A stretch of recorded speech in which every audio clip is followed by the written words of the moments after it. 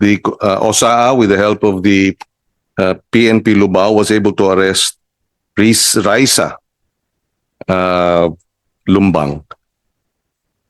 January na, di ba? Sorry. Last month, last January. Now, based on the submissions of the DA nag-submit natin ito. Yes. Sorry, based on the information we were able to obtain from the SEC and cross-checking it with the documents that were forwarded to us by the DA BPI, the following companies: Beatus Grain Emporium Corporation, Atara Marketing, Manus Day Resources, and Horizon Free Enterprise. Their addresses, just to refresh our memory: 812 City of Manila, 811 City of Manila, 821 City of Manila.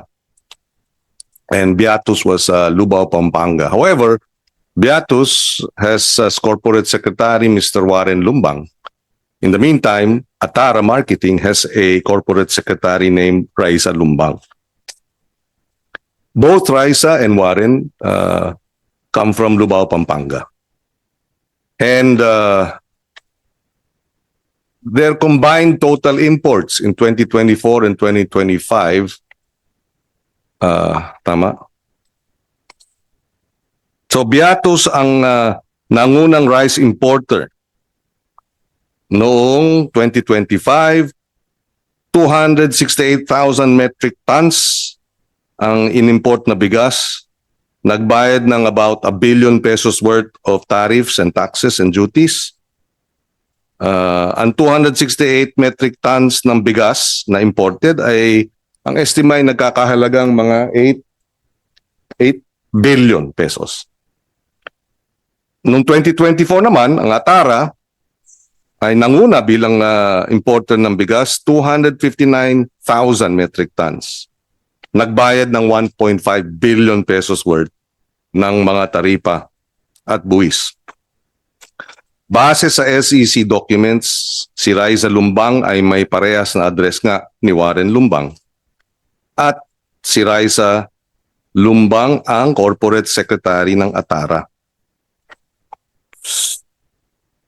Slide 2. Are we going to slide 2 or we ask questions first? Okay. Sige. Kay Raisa, ano po ang trabaho po ninyo ngayon? Mr. Charles, kasalukuyan po, wala po akong trabaho. At di po ako nagkatrabaho. Tuling trabaho ko po 2017. Pagkatapos po trabaho. May asawa kayo? Walay po kami kasalukuyan po. May anak? Meron po, Ben. Isang anak? Opo. Sino ang asawa mo? Nahiwalay na kayo, sabi mo? Warren. Warren Lumbang. Opo. Nasaan ngayon si Ginoong Lumbang? Huwag mo nang pindutin dahil pag bukas yung pula, ibig sabihin may... Ngayon po, wala po akong balita sa kanya, Mr. Chair. Kailan mo siya huling nakausap? Matagal na po eh. Hindi siya Nung wala pa po yung issue yan, nakakausap ko pa po siya. Kailan yun? Ano po, mga 3 years na po. Then, ang issue naman na ito ay pumutok lang last year, September. Bago Kaya nga po. Kahit po hiwalay kami, may contact po kami, nakakausap po siya para po co-parenting po kami ng anak ko po. Kaya nga, so hindi 3 years ago mo siya nakausap. Kasi pumutok itong issue ng Atara last September lang eh. Hmm. So, last year ba nagkausap kayo bago mag-September? Opo. Okay. Matapos noon, hindi mo na siya mahagilap? Opo, hindi ko na po siya Sinubukan mo ba siyang hanapin? Opo. Paano? Nung nalaman mong ikaw ay na-involved dito? Opo. Ha? Opo, pinag-aanap ko po siya. Oh, anong nangyari? Hindi ko po siya makita po. Hindi ko Tinawagan po mo siya? Opo. May cellphone siya? Yung pong cellphone niya, hindi na po siya active po. Yung pong number niya. Hindi kayo magkasama sa isang bahay? Hindi po. Okay. Oh. Okay, so wala ka ng contact, in other words. Opo. Opo, Mr. Chair. So paano mo yung papaliwanag na narito ka sa Atara? Ayan nga po eh, nagtataka nga po ako, Mr. Chair, na bigla na lang po ako na meron po akong kumpanya. Tapos yung pang Atara, hindi ko po kilala po yung company na po yun. Kami naman sa ito. Okay, saan galing to? SEC. May dokumento kami rito. Ha? SEC. Opo. Signature over printed name bilang Corpsec. January 2025. Itong last year lang. Raiza L. Lumbang. Nakita mo ba ito? Pakita natin sa kanya.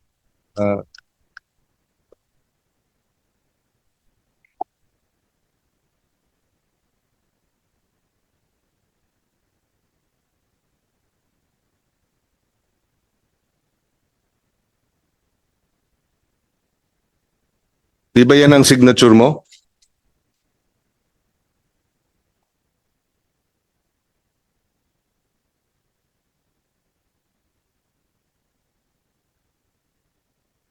Firma ko, Mr. Chair. Hindi ganyan ang pirma mo. Hindi po ganito. Ito, ikaw ang sumulat nito.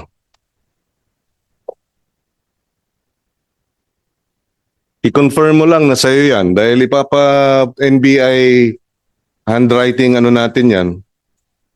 Opo, ito pong salaysay ko pong to, ako pong pumirma po nito. Pero po dito sa document po nito na Atara, wala pa akong natatandaan, nagpirma po ako rito. Wala kang natatandaan. Pero maaaring ibig sabihin, oo, napirmahan mo, hindi mo lang maalala. Wala po talaga po akong matandaan. Napirmahan po ganitong dokumento po, Mr. Chair. So bakit kayong dalawa ng asawa mo ang nakapirma dyan? Ayan po, hindi po namin po alam, Mr. Chair, bakit po na-involve po kami sa ganyan. Wala po kaming idea kasi wala naman po ako natatandaan na mga dokumentong pinirmahan o nagpasa po ng mga ID. Wala po kaming natatandaan. So nung pumutok na itong September last year, hindi mo nakausap ang asawa mo para baka naman siya ang may kinalaman? Hindi ko po siya makontak po, Mr. Chair. Maaari kayang siyang gumawa nitong lahat, ginamit yung pangalan mo? Sa palagay ko po, Mr. Chair, hindi po magagawa po ng dati kong asawa yun dahil po may anak po kami kahit papaano. Hindi niya po magagawang i-involve niya po ako sa ganyang issue.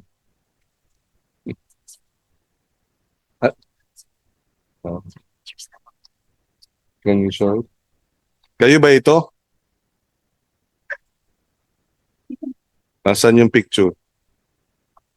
Tsaka, yun. Yan ba yung asawa mo? Opo, siya po. 2024. Sabi mo, 3 taon na. Opo. Nung po nagkita po kami nun po, nung nagano po kami nun, nag-get together po, pero hindi po kami laging nagkikita. Tsaka, nakuha namin ito sa Facebook. Saan? Tapos, nung bumalik kami, wala na. Yung iba, natanggal na. Ikaw ba nagtanggal? Hindi po. Hindi mo account ito? Account ni Warren ito? Opo.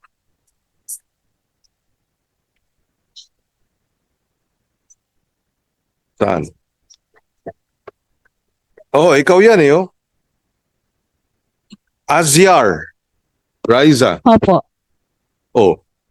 Doon ba natanggal? Doon natanggal yung pictures sa Azyar?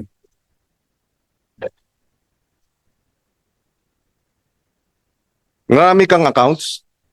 Po. Marami kang accounts? Yan lang po. Raisa Lalik po. Nagsasabi ka ba ng totoo na, na isa lang ang account mo? Kasi maraming account kami nakita na yung picture mo naroon eh. Yan po yung pinakagagamitin ko po yung Raisa Lalik. Marami kang account. Hindi lang isa. Tama? Opo. O, ba't ka nagsinungaling? Sabi mo isa lang. Yan lang po yung active po na ginagamit ko po yung pong Raisa Lalik. So ilan ang account mo? Bali, 2 po.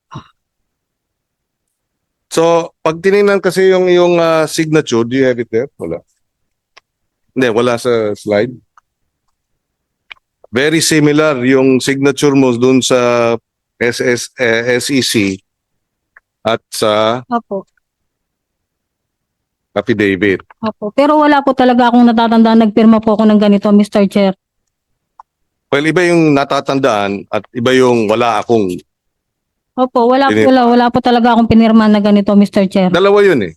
Wala kang natatandaan o wala kang pinirmahan. Wala po akong pinirmahan po, Mr. Chair. Ba't pa bago-bago? Kanina walang natatandaan. Katapos walang napipirmahan. Kasi iba yung walang natatandaan. Ibig sabihin, maaaring pinirmahan mo, hindi mo lang maalala. Naintindihan mo? Opo. Posible ba yun? Maaaring may napirmahan ka, hindi mo lang maalala, hindi mo na matandaan. Posible ba yun? Kasi yun ang una mo sinabi. Sabi nila, ang isda nahuhuli sa bibig. Magsabi ka ng totoo. Kung hindi, ang commitment mo sa amin, kaya ka Opo. namin pinalaya, para Opo. magsabi ng totoo. Wala po akong talagang pinirmahan na ganito po, Mr. Chair. Nagbago na. Wala po talaga akong pinirmahan pong ganyan.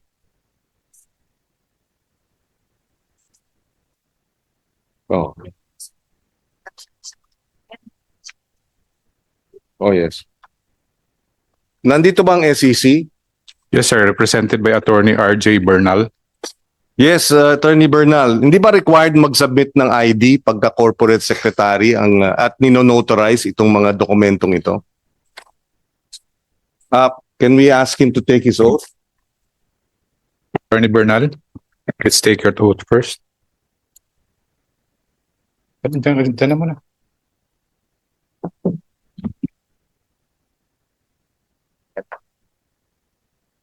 Raise your right hand. Sir McGuire, do you solemnly swear to tell the truth, the whole truth, and nothing but the truth, this public hearing? Yes, sir. Thank you. What is his name, sir? Mr. Attorney Bernal. Can we provide Attorney Bernal copies of the SEC? What is your process? Do you require the submission of IDs? Or at least photocopies of IDs before the notarization? Usually, Your Honor, with regards to the general information sheet, we just rely on the notary public. Okay, okay. But there are instances wherein IDs are required? In the registration process, Your Honor, we require the tax identification number of the incorporators. Would you like to take a look at this document?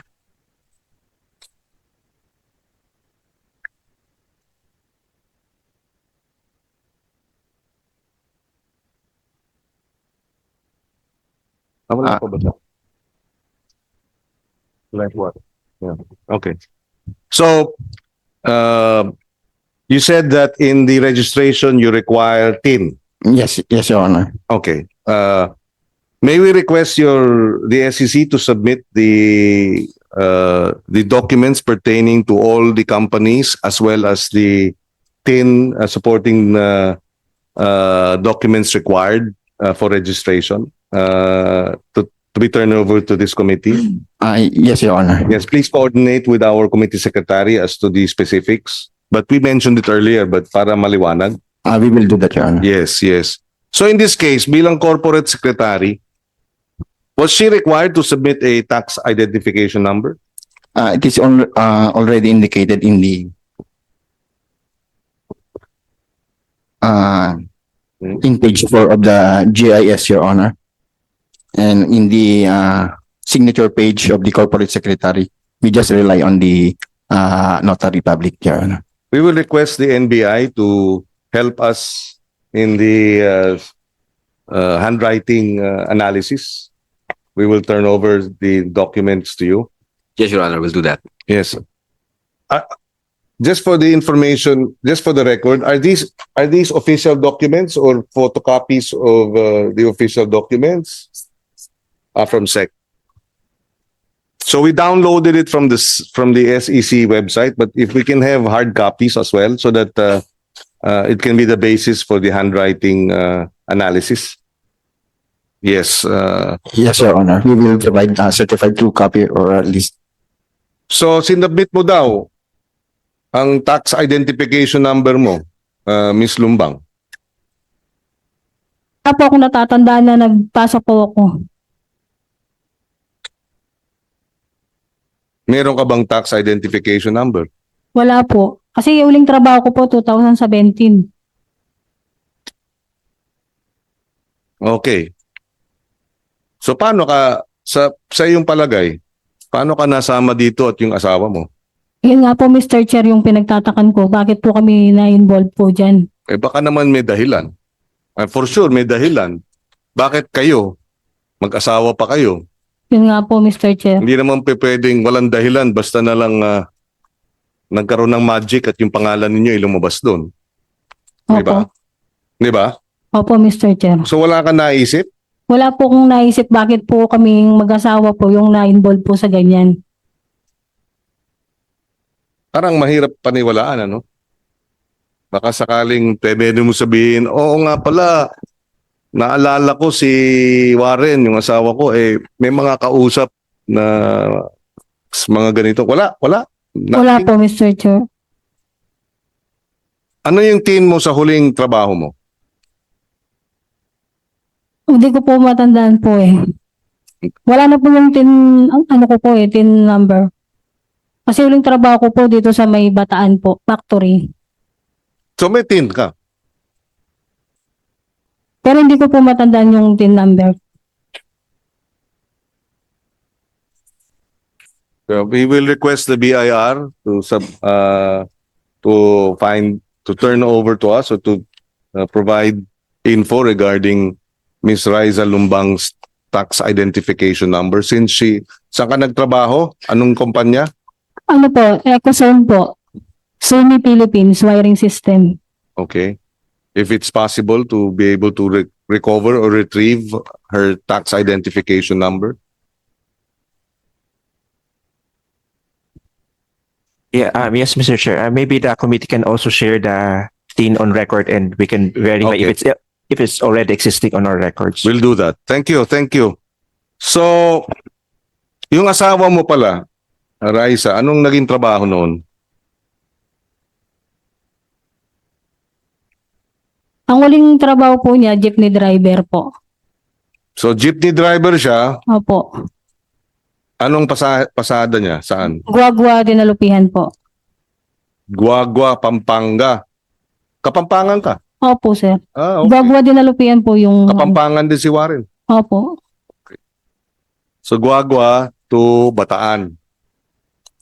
Opo. Kailan siya huling namamasada? Kung Last year naalala po. mo. Okay. Huh?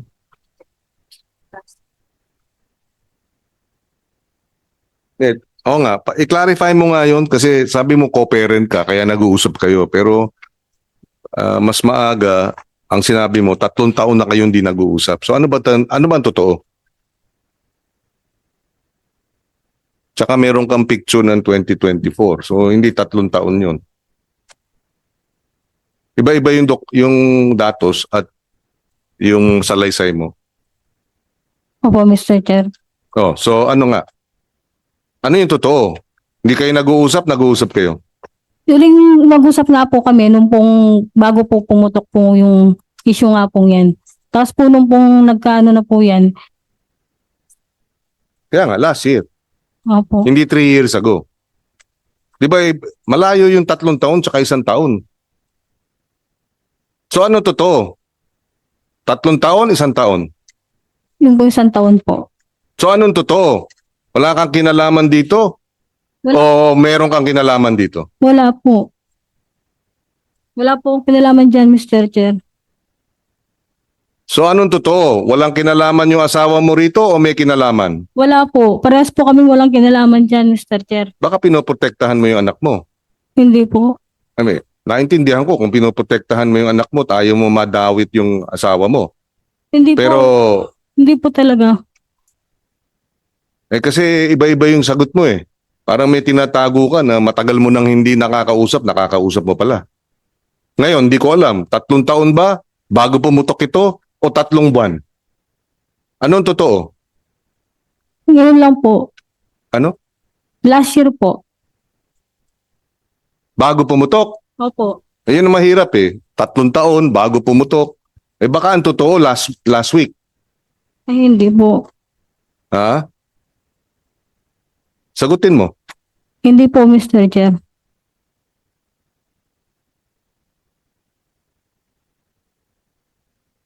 Okay, pakita natin yung bahay. No? Tama ba ito ang bahay mo? Opo. Saan ito? Sa ano po, Lubao po. Okay. Matagal ka na nakatira diyan? Opo. Okay. So nung mga panahon na ito, hanggang sa ngayon, ilang taong ka nang nakatira diyan? Since birth po. Diyan din kayo nagpirmi ng asawa mo nung mag-asawa pa kayo? Opo, yan po yung bahay po namin. Okay. Okay.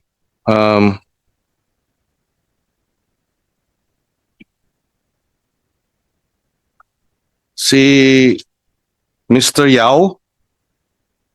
Next slide, please. Yes. Okay. So ito ang imports ng Horizon 2023 rice imports. A total of how many? 140,000 metric tons, 39,000 metric tons, 21,000 metric tons, 18,000 metric tons, 9,000. A billion din ito, no? 268,308 metric tons. Horizon yan, ha? Pero lahat yan dineliver sa warehouse ninyo, tama? Sir, I understand hindi daw lahat dahil kasi normally pag dumadating yung iba, palagay ko may mga delivery na rin sila. So bira lang pumasok sa bodega, sir. Mr. Chairman. So you're saying hindi totoo itong nakalagay sa SPC? Sa sanitary and phytosanitary permits na dineliver sa inyo sa Manila, Bacolod, Zamboanga, Cebu, Albay, Davao. I'm not You so confirm that you have warehouses in all these places, no? Yes, sir. Yes, Mr. Chairman. Okay. Ang source nito is Bureau of Plant Industry Submission. Director Glenn, do you confirm the authenticity of these records that you submitted to us? Yes, sir. Nasa record naman po yan, sir. So, why are you saying hindi tama yung record? Sir, I'm not so sure kung paano sila operation po nila. You are the president of Arvin. Yes po. You run the operations of Arvin. The Arbin po, yes po. Yes. So, all you have to do is confirm whether all these deliveries were delivered to you as per the SPC and as per documents of Horizon. Yeah, as far as I know po, hindi po dinideliver lahat po. Bakit? Ang pagkakaalam ko po, yung iba, pagdating, dinidirect na sa customer nila daw. Sabi niyo nung huling hearing na na hindi niyo kilala si Mr. Lumbang. Hindi po, sir. Hindi niyo rin kilala si Raisa Lumbang. Hindi po. Ano yun?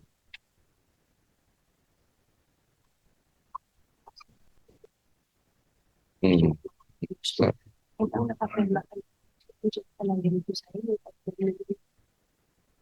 Okay, so can you clarify, no? Kasi may contract of lease between Horizon and Arvin. At ang anak nyo, si John Drake, isa sa mga pumirma. At